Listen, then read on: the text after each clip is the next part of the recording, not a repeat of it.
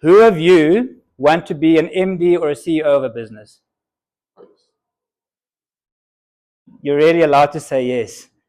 But again, before I go further, who of you are already functioning in positions of leadership? I just want to see who am I talking to. Who is business owners or some?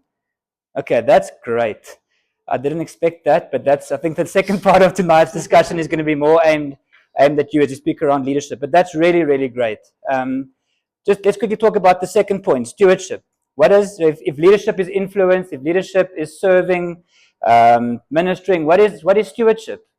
If you're stewarding something, it means that you've been entrusted with something that's not yours.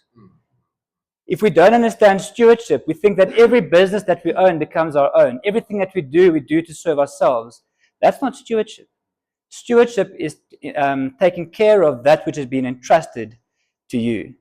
Great answer. And so you'll see, Yaku, I've just given my two definitions of stewardship and leadership, and this is again by means of introduction. So stewardship speaks to taking care of that what or those who have been entrusted to you. So there's two aspects. The biggest asset in a business is not money, resources, it's people. The biggest asset in any business is people. Businesses are made up of people. So when we speak about stewardship, we don't only speak about the assets and the possessions and the finances that have been entrusted to you.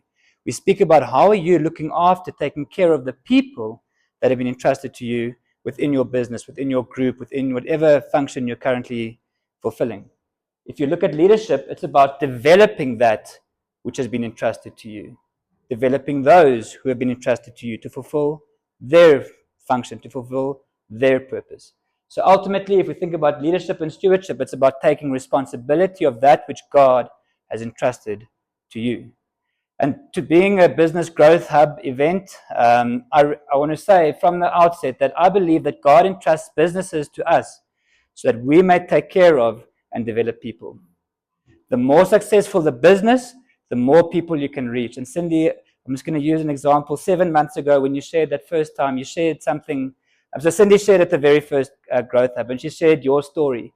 And something that really stuck out, and I was like, yes, man, you've got it, was when you said that you want to develop your business, to grow your business, because the moment that you grow your business, you can employ another family. So not only do you employ more people, you upskill that person, you train them so that they can provide for their family. And so when you're building business, you're never building around yourself, you're building around the community that God has entrusted to you. And that's amazing to understand because you understand identity. It's not about you. It's about what are you doing with what God has entrusted to you. Because the moment that we want to build businesses for ourselves, we will never be good stewards and we will never be good leaders. And so before we can speak about leadership and stewardship, we need to first speak about identity. And that's why I love what Yaku and them have done with their book as well. Start with identity. Who am I? Or more importantly, whose am I? Because if I don't know who I am or whose I am and what's being entrusted to me, I cannot be a good leader and I cannot be a good steward of what God has entrusted to me. And so just by means of an introduction into identity, I just want to share this story. And I've often thought about this, and about 2 months ago, I was driving to Joburg. I was asked to do a independent third-party review for a court case that was coming up. And so I did my review, and now to go and present my findings to the legal team, to the lawyers, to explain exactly my opinion on this situation. And so I was driving to Joburg, and maybe I'm the only one that does this. Maybe you guys do it as well. And I'm driving, then I think, yes, how am I going to introduce myself? Because I need to give myself some street credit. I need to give credit to the findings that I'm going to be presenting. And so I'm driving there, and I'm driving down the highway. I thought, okay, I'm going to say, good morning, everyone. I'm Shane Turner, and I'm a consulting scientist. And I was like, no, that doesn't sound right. So I was like, okay, let me try again. Good morning, everyone. My name is Shane Turner. Okay, that's better. And I'm a consulting scientist. And I'm like, no, that still doesn't sound right. And the Lord just came and settled it in my heart. He's like, you can say, good morning, everyone. My name is Shane Turner.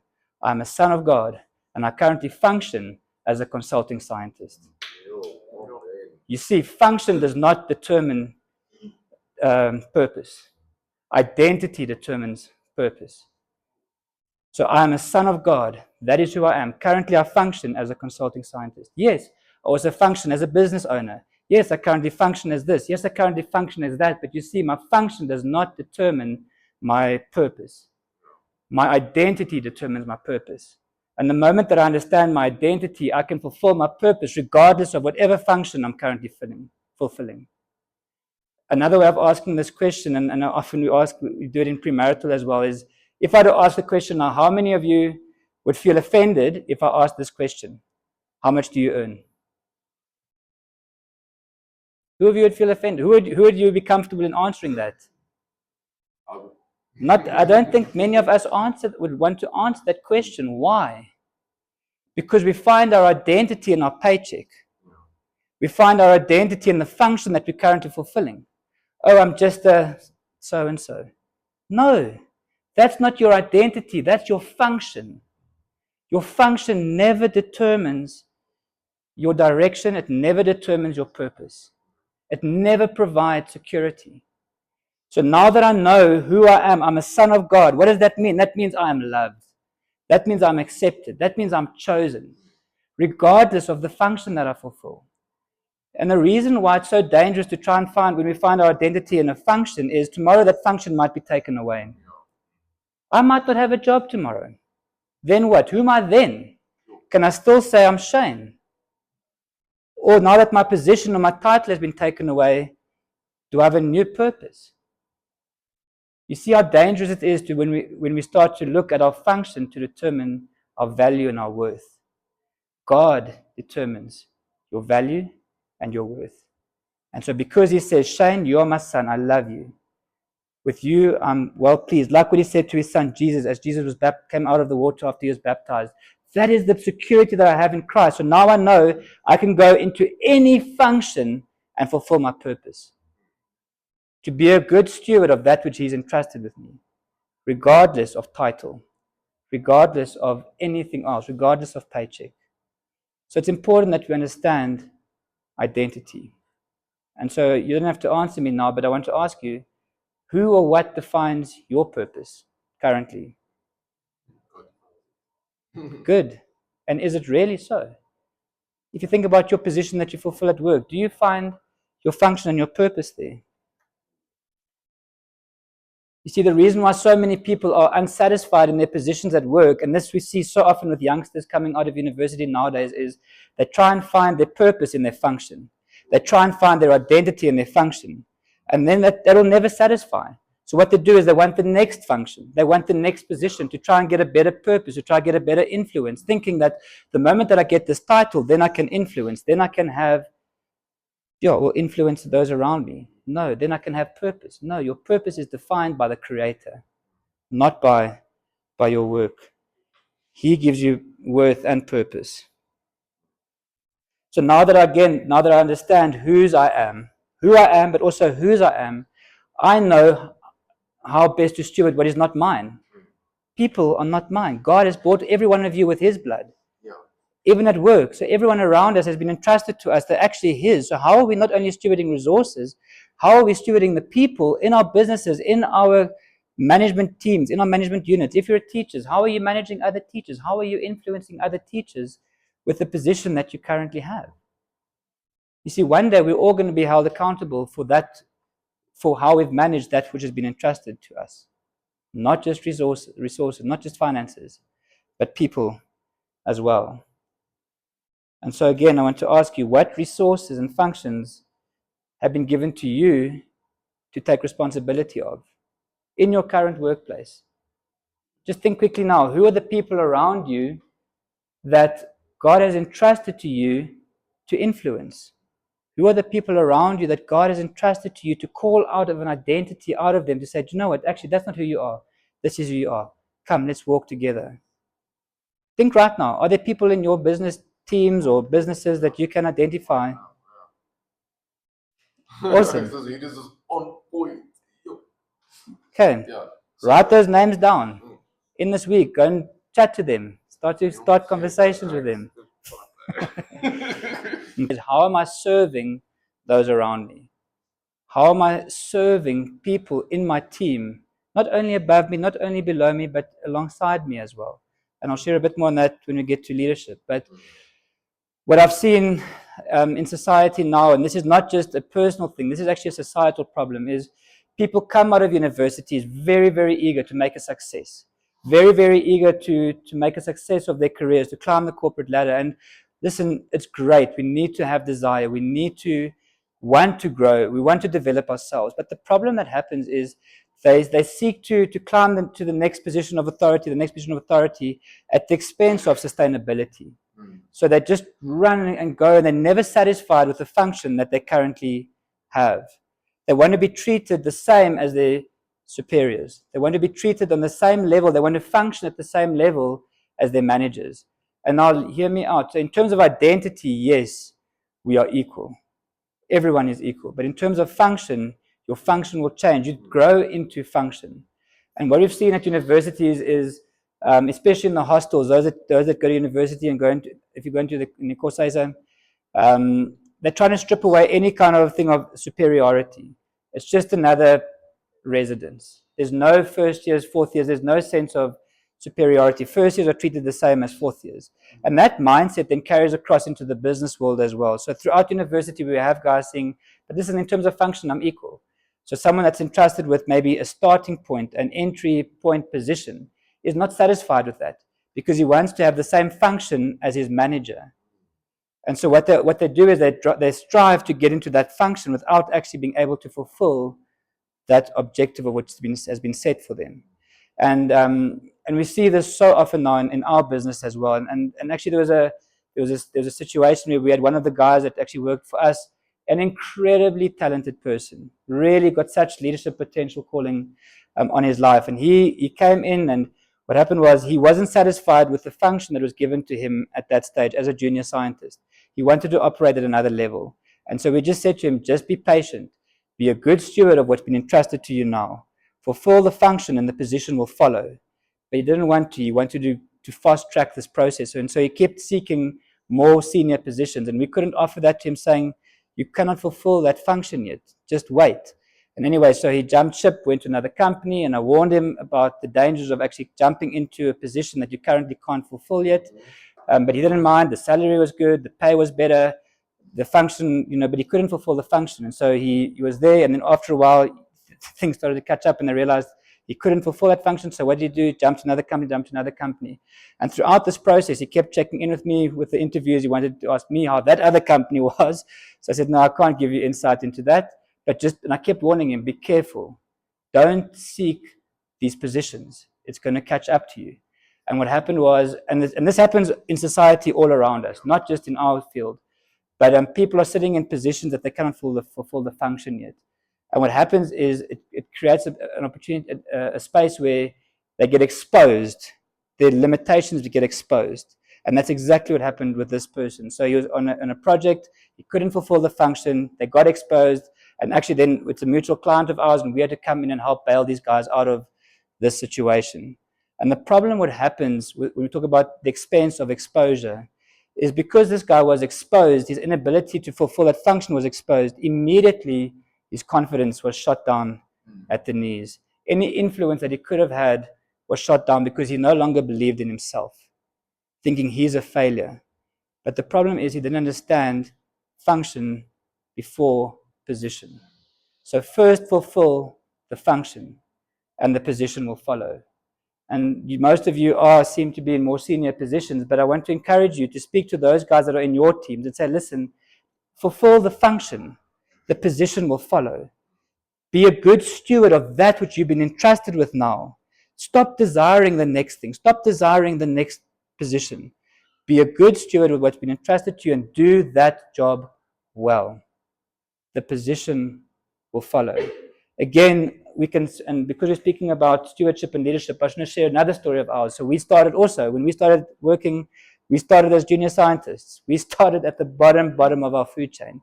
And when we started, we thought, okay, how can we do the best job of filling in field forms? That was our job, literally collecting data. And so instead of us not wanting to desire the position above of maybe management or scientist or whatever, we thought, how can we fill this form in the best that we can so that the person that takes this data can fulfill their function the best to their ability. Always thinking up. And can you see already having that mindset, we're starting to lead upwards.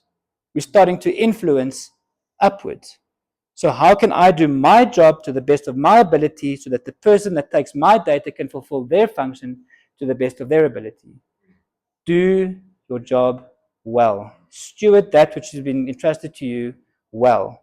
Then what we started to say was, all right, now that we're doing our job well, how can I make their life easier? So instead of just filling in the forms, we then start to write up a short note on the data that has been collected, already starting to fulfill that function.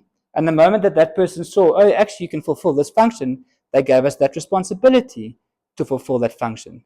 So from filling in field forms to writing short little technical notes, later after writing the technical notes, we thought, okay, who's going to use this data? How can I make this note better and put it into a report that they could use to make them fulfill their function better? So we started writing the reports. Guess what happened? We started to fulfill that function. We started to become a specialist on projects. And from there, being specialist on projects to managing multidisciplinary projects, to managing intercompany projects, to managing companies, to managing businesses, to managing various businesses, the function was first fulfilled and then the positions followed. So I think a principle that we just want to share is fulfill the function and the position will follow. Don't seek the position thinking that the function or the influence will follow. And so you see just how when you speak about stewardship, it's not just talking about taking care of yourself, it's taking care of the resources and the people around you, next to you, above you, below you as well. And then the scripture that comes, Yaku, you can share this now from Luke 16, verse 10, like Yaku said, it says, those or whoever can be trusted with very little can also be trusted with much. But those who are dishonest with very little will also be dishonest with much. Can you be honest and honorable and trustworthy and a good steward of that which God has entrusted to you now? Because if you can, He will entrust you with more. But if we're dishonest and untrustworthy and unfaithful what He's given you now, you will be unfaithful when He gives you more as well, or with more as well. So that's really, I think, in summary, stewardship. Can we be trustworthy with what functions and responsibilities we've been given now?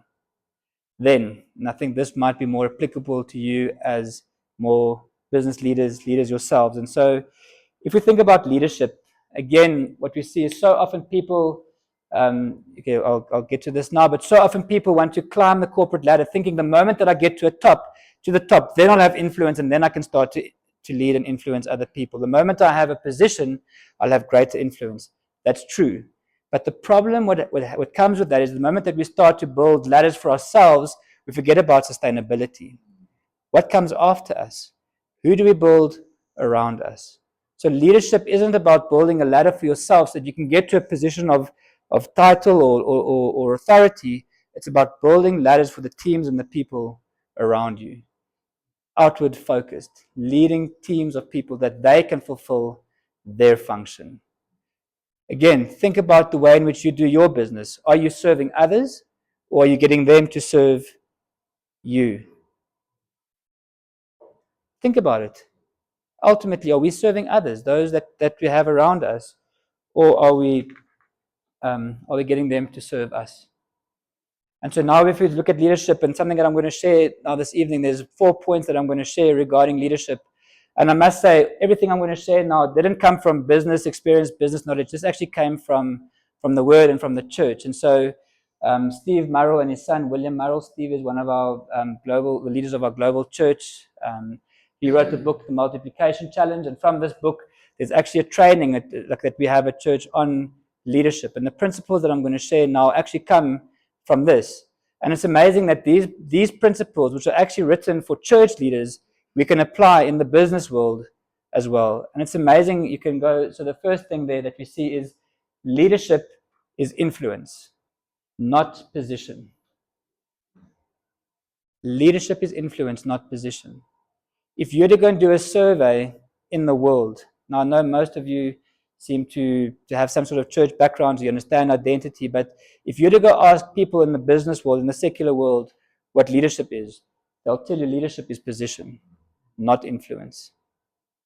You see, if we understand that leadership is influence, we can lead where we are now already, regardless of the function that you're fulfilling. Leadership is a lifestyle. You don't need a title to be a leader. And if you understand that, you can now see that you can lead upwards. You can actually start to influence your peers. You can start to influence your managers, the directors, because you understand purpose. Because it's not given in function, it's given in identity. Then secondly, we see that leadership is service, not glory. Again, the question, are you serving others or are you expecting others to serve you? Worldly success is determined by how many people serve you. If you think about international business leaders, the world will tell you the greater the corporation, the greater the number of people, employees below him, the greater or the more successful businessman he is. But godly success or significance is determined not by how many people serve you, but how many people you serve. If you think about what the world will define as a successful leader, someone who's got thousands and thousands of people below him, how much influence does that person really have on those people? Nothing. He can give instruction, but he cannot give impartation. And I'll explain that in a moment.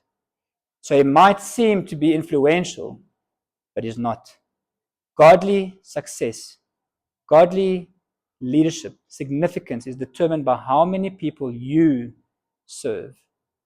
And the amazing thing is, every person that you serve has a relationship with you. And they'll trust you because you know that you've got their best interest at heart, not your own. So again, the question is, how many people are serving you, or how many people are you serving? Jesus called them together and said, "You know that those who are regarded as rulers of the Gentiles lord it over them." Now that word lord is like a king to a slave. It's like there's a distance. There's no relationship. And their high officials exercise authority over them. Again, there's a thing about exercise authority. Again, it's not relational. It's demanding. It's confrontational. Not so with you. Instead, whoever wants to be great among you must be your servant. And whoever wants to be first must be slave of all. For even the Son of Man did not come to be served, but to serve, and to give his life as a ransom for many. The greatest leader of all time came not to be served, but to serve. That's our example. That's the standard. Thirdly, we see that leadership is relationship and guidance, not rules and authority. So again, remember, when we speak about businesses, businesses are made up of people. So if you say you lead a business or you lead a management team or you lead whatever, what are you actually leading? You're leading people. So leadership is relational. So what I want to say also when you think about leadership is build teams around you to help you also fulfill your function. Because that then frees up, you mentioned just now, if you build teams around you, that frees you up actually to coach and to develop rather than you having to fulfill a specific function as well. So build teams around you, and I'll share now, how do we multiply? That's the very next point. But how do we build teams? Where do we find these people? How do we grow these people? How do we instruct them? I'll share exactly that. But build teams around you. Don't just build it for yourself. And also one of the key things around building teams and being in relationships is listen. So who do you listen to as you lead? Who do you listen to? There's 6 voices that we listen to. We listen to our leaders, those that have authority over us. We listen to our peers, those that are leading alongside us. We listen to our followers, those that we are leading. We listen to our critics. And I'll tell you, this one was tough. And I've learned to grow in this because so often, again, remember, your friends won't always tell you, they'll say, yes, you had goed gedoen. But a critic will tell you exactly every single thing that you did incorrectly. And I'll look at you now. And at the beginning, I hated that because then all of a sudden, what he shared became who I am. You're saying you're a failure. You're saying you're not good enough. You're saying, and actually I realized to embrace that, because not everything that they share is true. Often it does come with malicious intent as well. But learn to listen to your critics. And I want to encourage you, if you have critics around you, get close to them. Say to them, listen, I see you as one of my critics. Please share with me. Because the moment that if you can understand that they're looking at you very critically, you're actually creating a better form of yourself. You're actually developing yourself to be even better than what your friends can actually ever push you to. Then listen to your spouse. Those that are married, I know you've listen to your spouse. And if you're that spouse, speak truthfully to your spouse. Share the truth. Encourage one another. And ultimately, number 6, listen to God. He defines significance and purpose. All right. Then lastly, leadership is multiplication, not self-proclamation. So leadership, again, being influence, it's about building networks, building teams around you so that the business can grow, not yourself. Not for yourself. You don't build teams that you look stronger, you build teams that the business grows stronger. So how do we multiply? Like leaders, again, there's 4 I's. So this is very simple. So the first thing that we do is we identify. Who are those people around you that are faithful, that are available? Who are those people around you that are involved, that are maybe teachable, hungry, humble, ready to learn? Identify them. And then call it out of them, because often people in your teams, in your businesses, do not know that they're potential leaders. So many people don't know that. We didn't know that until someone called it out of us. Call it out of them. Again, especially if people are not yet rooted in Christ, call leadership out of them. Start to call purpose, start to call identity out of them, that they may then come and create influence. Then secondly, instruct them. So now that you've identified leaders, you've identified those that you can walk a path with, give them instruction. Now, instruction speaks to the head. Make sure instruction is clear. I think that's important. Then impart. So where instruction speaks to the head, impartation speaks to the heart. Instruction can happen from a distance. Instruction can happen not in proximity, but impartation happens when you walk close together with that person, to the heart. This is why we do. Then there's what we call internship. What happens with internship is basically leading together. We lead together. And so there's also 3 steps of internship. So the first part is to say, listen, I'll lead, you listen. I lead, you listen. But we're going to lead together, but I'll take the lead, you listen. Then you lead, I listen. Let them lead. Let them lead meetings. Again, we've got a situation of this, and I can share great stories. I can share not such great stories. So we've applied this at work as well. Some of the guys, we've taught them, we've led, they've listened. Now we've given them the chance to lead.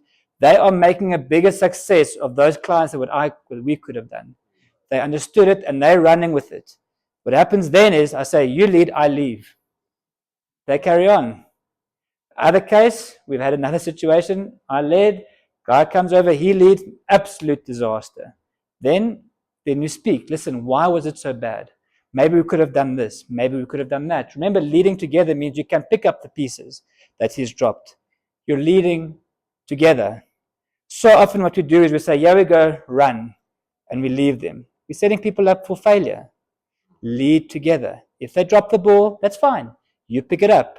You learn from it. Maybe we could have done it this way. Maybe we could have done it that way. Internship.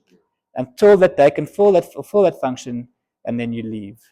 There's certain situations where we give people time and time again to take ownership, to take leadership, to run with the thing, and you realize they're just not going to do it. And that's fine. Take them away, give them a function to fulfill. They're not going to be the ones leading and running with a certain thing. That's all part of internship. But what you ultimately want to get to is that place of where they lead, you leave. Let them manage that aspect of the business that you don't have to, that you can get to other people, that you can start to focus on developing something else, starting to develop something bigger. But you understand, 4 eyes. But ultimately what we want to do is we want to multiply. That's exactly the same as with you guys, whether it be in ministry, whether it be in business. You want to create teams that can multiply and multiply organically. You don't want to bring someone else externally bring them in to try and let that create change. And we do that. People bring in business coaches, and that's great. There's definitely place for that. But actually what you want to do is you want to identify people that have bought into your heart, that have your culture, that will take ownership of that which you've entrusted to them, and then to multiply from that place as well. All right, then just for the sake of time, I'm going to end with this last saying. And again, this is something that we apply at our work. You can carry on, Jaco, to the next one. Okay, no matter what your current function is, you have the potential to impact. So again, remember, purpose is not determined by position, it's determined by identity. But so because you understand your identity in every function that you have, there's a potential for you to influence those around you. Next one. This is a saying by Sir Richard Branson, and it's a saying that we apply at work, which speaks actually exactly into leadership and stewardship. He says, train people well enough that they can leave. Train people well enough that they can work for themselves. Train people well enough that you can actually equip them to start their own business. Leadership. Invest in the people. Train them well enough that they can leave. Treat them well enough that they don't want to. Stewardship.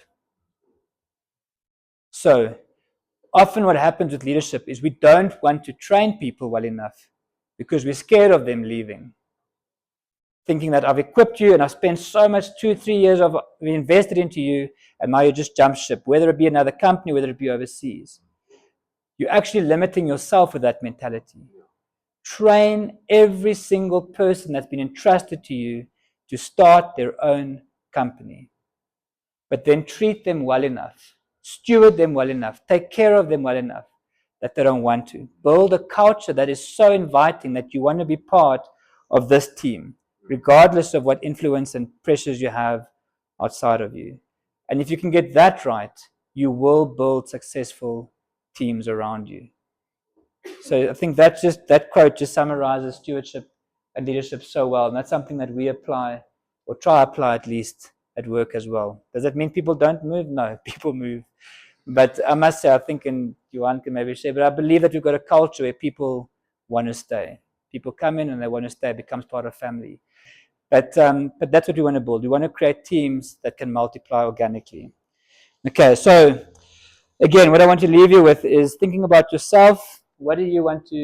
Is there another? Oh no, that's the end. But if you think about developing yourself, there's one of two options. You can either do everything on yourself to develop yourself into a position of significance, and worldly success will say yes, you can achieve. Success. If you just want to serve yourself, look after yourself, you might achieve success. But if you build others up around you on that path, it'll lead to significance. So I think, do we want to be successful people? Do we want to be successful businessmen?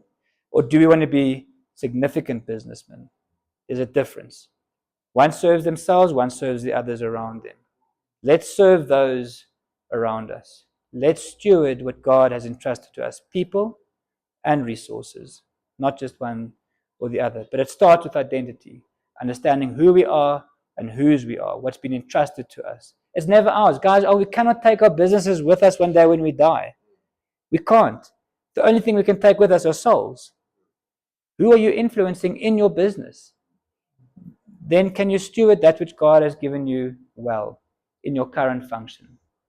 And then lastly, can you identify those that you can start to train and equip, and to teach them to train and equip those around you as well? That will lead to significance. Okay.